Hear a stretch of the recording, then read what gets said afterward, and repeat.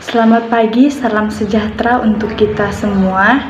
Puji dan syukur kita panjatkan atas kehadiran Tuhan Yang Maha Esa, masih memberi kesempatan untuk kita bisa berkumpul di sini.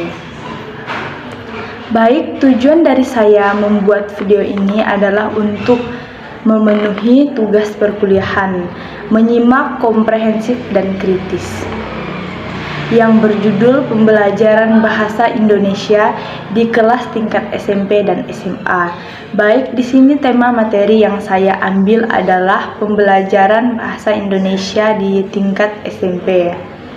Dari video yang saya simak adalah materi tentang berita. Pengertian berita adalah jenis teks narasi yang melaporkan kejadian atau peristiwa informasi mengenai sesuatu yang telah terjadi atau sedang terjadi. Sebuah berita mengenai informasi kejadian yang telah terjadi sifatnya faktual. Berita juga memiliki ciri-ciri. Yang pertama, faktual. Suatu kejadian yang bersifat nyata. Yang kedua, aktual, kejadian yang bersifat nyata dan benar-benar terjadi dan hangat-hangatnya diperbincangkan oleh banyak orang. Yang ketiga, berbentuk unik dan menarik. Berita tersebut adalah berita yang berbeda dengan yang lainnya karena bersifat menarik perhatian bagi pendengarnya. Yang keempat, berpengaruh bagi masyarakat luas. Berita tersebut dapat mempengaruhi pola pikir masyarakat. Berita juga memiliki unsur, yaitu ada 6, 5W plus 1H. Yang pertama, what, apa, adalah apa yang diceritakan dalam berita tersebut.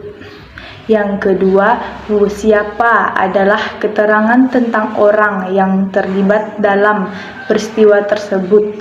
Yang ketiga, when, kapan, adalah menceritakan tentang waktu terjadinya peristiwa tersebut. Yang keempat, where, di mana, seperti menyatakan tempat di mana peristiwa tersebut terjadi. Yang kelima, why, mengapa, yang menyatakan mengapa peristiwa tersebut terjadi atau sebab dari peristiwa tersebut terjadi.